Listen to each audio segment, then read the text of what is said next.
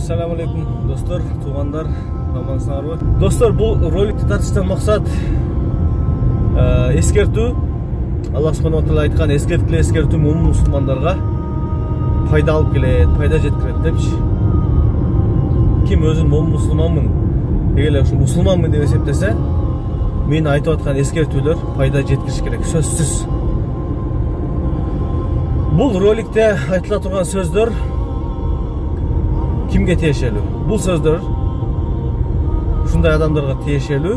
Өзүн мусулманмын деп ошол эле учурда Аллахтын кулчулугунан алыс жүргөн, Аллахты тааныбаган, Аллага нашкүр болгон,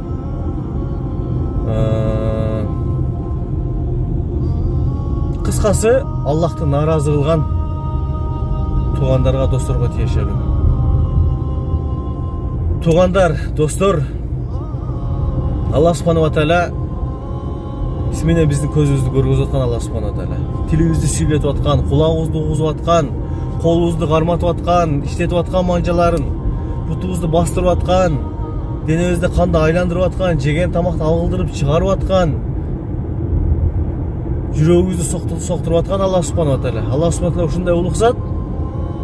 Сиз менен бизге уул кыздарды белек кылып берип аткан Аллах субханаху ва таала. Сиз менен биз Аллах субханаху ва таала наразы кылсак, ага деле карабастан ырызык берип аткан Аллах субханаху ва таала. Аллах ушундай улук зат. Аллах субханаху ва таала бул дүйнөгө Аллахтын өзүн көрө турган бир дагы көздү жараткан эмес. Аллахты биз көрө албайбыз бул дүйнөдө. Аллах ушундай улук зат. Бейиште көрөбүз. Кантип көрөбүз? Ал Аллага таандык. Аллах өзү каалагандай өзүн көргөзөт бизге бейиште. Туугандар, Аллах субханаху ва таала ушундай мээримдүү зат.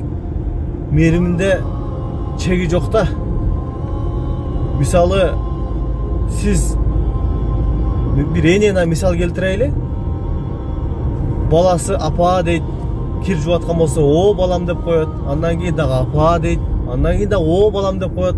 Андан кийин дагы апа, кечке апа дей берсе, эмне да, айтпайсыңбы, дарт деп кыскасы ачуусу келип бакырып өкүрүп кетет да. Кыскасы бу эненин дагы ушундай мээримдүү болгон балага чеги болот экен да. Бирок Аллах субханаху ва тааланын мээриминин чеги жок, достор. Караңыздарчы. Ошол Аллах субханаху ва таала мээримдүүлүгү менен кичине бир бөлүгүн берген. Кичине бардыгына жетет да дүйнөдөчү. Караңыздар. Ошол Аллах субханаху ва таала сиз менен бизге мээримдүүлүк деген алып койсочу, Аллах сактасын, жаман иштер болот. Ошол Аллах субханаху ва таала сиз менен бизге мээримдүүлүк берген. Ошо мээримдүүлүк бергендиги үчүн эне баласына мээримдүүлүк кылат. Даже жылкы, жада калса жылкы чуркап кетип атып, кулунун жанында тебелеп кетпестен мынантип чуркап аяп кетет кулунунчу. Көрдүңөрбү, достор, туугандар? Аллах субханаху ва таала ушундай мээримдүү зат да. Ошол Аллахка биз кантип ибадат кылбайлык? Айтыңыздарчы, эмне себептен намаз окубайбыз биз?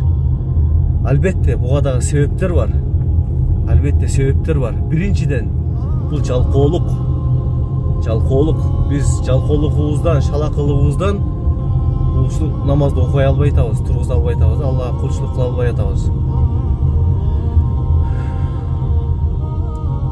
Тамак аш маселеси да бар, достор. 80-90% тамак аштан дагы таасирин берет да, тамак аштагычы. Эгер биз адал жебесек, ошол адал жебеген дене Аллахтан, ибадаттан алыс болот да. Достор, ошого KFC, Burger King, Макдональдс жабылды, баары ашып атышат. Кыскасы фастфуд, арам тамактарды жебегиле, достор. Адал эмес. Ден соолукка зыян алып келет, рухуңарга зыян алып келет. Ошон үчүн, достор, келгиле. Аллахтын кулчулугун кылайлык. Өмүр өтүп атат. Бир убактарда биз ушундай элек шимибизди булгап койсок, бирөө шимибизди тазалап, көчүбүздү жууп койгонго биз муктаж элек. Бир убактарда курсагыбыз ач болсо, биздин курсагыбызды бирөө тойгузуп коюштугуна муктаж элек. Достор, Аллах кадыр. Ошондой кылып коюштукачы, Аллах кадыр. Аллах ушундай кадыр зат. Ошондой кылып коюштукачы, достор. Азыр сиздерге мисал келтирип берем.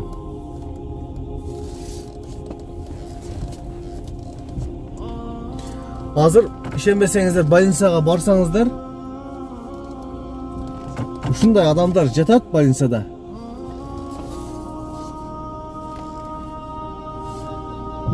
Шымын булгап алса, ички кийимин булгап алса, бирөөнү тазалап коюштугуна муктаж да. Бирөө курсагын тоюзуп койгонго муктаж. Аллах кадыр бекен, достор. Сиздер да ошону каалап атасыздарбы? Туугандар. Шланги менен тамак ичип жатат. Ушуга ошондой кылып коюшка кадыр. Аллах субхана ва тааля биринчи сый менен чакырат өзүнүн динине. Сый менен келбесеңиздер, ый менен келесиздер, достор. Же бир кырсыкка чалдыгасыздар, же бир катык проблема келет жашооңуздарда. Адам, мусулман адам, эгер күнөө кылгандан кийин истихбар келтирбесе, Аллахтан кечирим сурап, тооба кылып, 5 убак намазын окуп, тооба кылбаса, ага акыбал келет да. Акыбал деген бул проблема келет ага. Ошол проблеманын себебинен анан күнөөсүн кечирип, жуулуп кетет, достор. Эми ол биздин жаныбыз кыйналат анда, рухубуз кыйналат, жакындарыбыз кыйналат. Ошол керек биз менен бизге. Ошон үчүн, достор, келгиле. Сый менен чакырып атканда, мына ушул дагы сый болот. Мына мен айтып атам, эскертип атам, ушул дагы сый болот, достор. Аллах субхана тааля сый менен мени себепчи кылып айттырып атат да сиздерге. Сый менен чакырып атканда келиңиздер, 5 убак намазыңыздарды баштаңыздар. Өмүр өтүп атат, өмүр кыска. Шайтан анекине мындай чозуп берет, өмүр өтүп кетет да, бирокчу. Кандай эле даамдуу тамакты ушундай тамчанып жеп, чайнап туруп жутканда бүттү. Ушунчалык кыска да. Бул дүйнө өзү биз жалган дүйнө деп коебуз. Өзү чын эле. Себеби кыска болгондуктан, себеби ошол да, кыска болгондуктан жалган дүйнө деп коебуз да. Бардык нерсе убактылуу. Кече эле мектепте окуп жүргөн бала элек. Азыр эми бала чакалуу болдук. Бала чакабыз чоңоюп атат.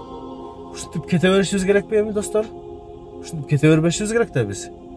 Сиз менен бизди бала чака көрүп, атам намаз окуйт экен, апам намаз окуйт экен деп өсүш керек ба акыры? Достор, ошого мисалы биздин ата-энебиз окубагандар болса, арабызда, ал окубаса, биз дагы окубасак, ушинтип кете беретпи? Биздин поколение кете бериш керекпи? Кабырга кирип кете беришибиз керекпи ушинтип? Эртең кантип жооп беребиз анда? Ошого, достор, келгиле намазыбызды баштайлык. Колубуздан келишинче пайгамбарыбыз айткандай Аллахтан коркойлук, такыбалык кылайлык, такыбалык. Аллахтын кыл дегенин кылыштык. Максаттан мына айткандай, Аллах кайтарган нерседен кайтыштык. Кыл деген пайгамбарыбыз көргөндөй кылабыз. Кайтарган пайгамбарыбыз кайтаргандай кайтабыз, достор. Ошон үчүн, достор, мен сиздерге ушуну эскертейин деп өзүмө ушундай бир кыжалатчылык пайда болду да, ушуну эскертпесем болбойт деп, көптөн бери эскертем деп жүрдүм. Бүгүнкү күн насип эткен экен. Бүгүн мына 6-7 ай 2022 жыл. Аз Багымдат дагы болду. Багымдат окуйлук, достор. Ошо, достор, кимдер Багымдатка турган болсо, Аллах разы болсун, достор. Ким Багымдатты жамаат менен окуса, мүмкүнчүлүк болсо, альхамдулилlah, шүгүр, сонун болот. Ким Багымдат жамаат менен окуса, дейт Пайгамбар саллаллаху алейхи ва саллям хадистин маанисинде, ал Аллахтын коргоосунда болот. Ким Аллахтын коргоосунда адамга зыян келтирсе, ал адамга, зыян келтирген адамга Аллах согуш ачат дейт. Аллах согуш ачканда ал адам билбейм эмне болот. Ошого, достор, Багымдатты дагы колдон келишинче бардык намазды жамаат менен окуганга аракет кылайлык. Жамаат менен болбосо, өзүбүз окуйлук, каза кылбайлык, достор. Намаз окуп аткандарга тиешелүү. Намаз окугандар, достор, намазыбызды баштайлык. Өмүр өтүп атат. Эртең мынанда баштайм. Андай пландарды кылбагыла, достор. Андай пландарды кылбагыла. Хотя бы Багымдаттан баштагыла. Багымдатты окуп дагы бирок аракет кылып, калган намаздарга дагы аракет кылгыла. Ниет кыла Багымдатты окуп жүрө берейин дебегиле. Себеби ушундай да, Багымдатты окуп жүрө берейин десең, нафс дагы ошого көнүп калат да. Көнүп калат да, шайтан дагы жүрө беришин деп, хотя бы жоктон көрө окутасың го дейт. Туптуура окутасың, ал жакшы. таптакыр окубай койгондон көрө баамдат окуган дагы жакшы. Бирок ошону адатка айландырбаш керек. Эми сиз туура ихлас бекем ихлас менен окусаңыз, калган намаздар өзү эле чубак караматтылык устазыбыз айткандай өзү эле эже сиңдилерин чакырып алат. Ошого достор, келиңиздер намазды баштайлык, дин менен жашаганга аракетибизди кылайлык. Өмүр кыска достор. Мен сиздерге бул эскертүү болду. Капа кылган болсом, катачылыктар болсо кечиресиздер. Эскерткиле, эскертүү мусулмандарга пайда жеткирет, пайда алып келет дейт. Дагы бир жолу айтайын достор. Келгиле намазыбызды баштайлык.